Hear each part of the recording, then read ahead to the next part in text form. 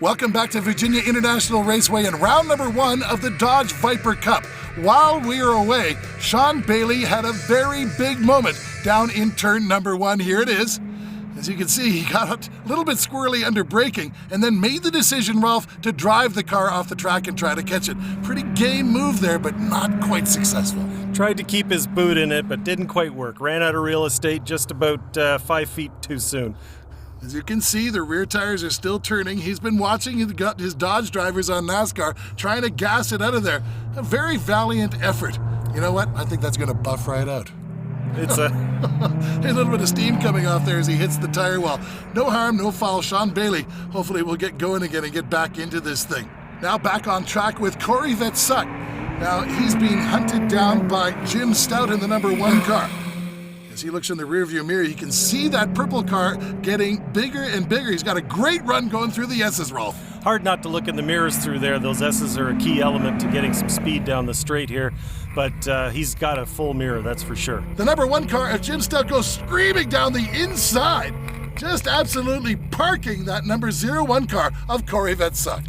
I don't know how he held on to it. I don't know if he caught the wiggle that he had through the S's there, but boy, did he keep his boot in it all the way up there. Well, so now he's moved 1 position ahead, and he can still sort of see the leaders cresting the hill, I'm sure. As we see the number 52 car, this is our guest driver, and he's rolling again, Rolf. He seems to be in pretty darn good shape considering what he just went through.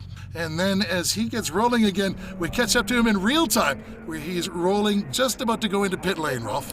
Yeah, he really needs to go to the pits to have the car checked out. The crew's going to want to see that everything's pointing the right way after clouding the tires as hard as he did. Now, there are no planned pit stops. There are no fuel stops. This is a 15-lap fight to the end. So for all intents and purposes, this driver is out of it. Sean Bailey's out of it, but he may want to go out and get some more laps in. I mean, who wouldn't? Meanwhile, consistent and doing a fantastic job at the point in the number 33 car of Ben Keating. It's hard to lead, Rolf, and I know you've led a lot of laps in your career. When you're out there all by yourself, you just don't know exactly quite what to do. You're trying to keep the push on, you're trying to keep looking forward, you're trying to avoid the mirrors.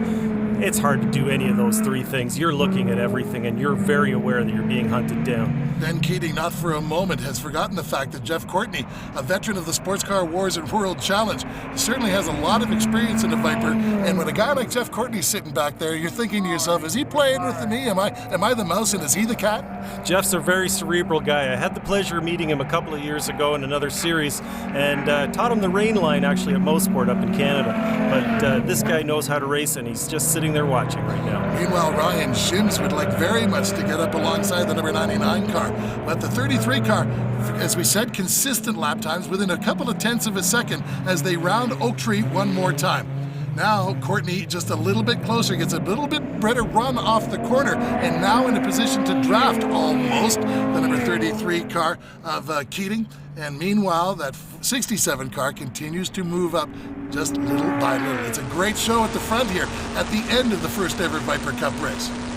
Taking a look at these in-car shots, it's fantastic to be able to see the driver working the car as well as his point of view from front and back. A little lower than his rear view mirror when we do look back from these cars, but it gives you a sense of the closing speeds in these cars. A couple of different places are going 160 miles an hour on this track, and that's faster by a long run than any other spec series for sedans that's been around ever. Yeah, these guys are really racing, and they're really racing fast cars. These cars have 640 horsepower, and they're using every single one of them to climb those hills. We'll be back in just a moment.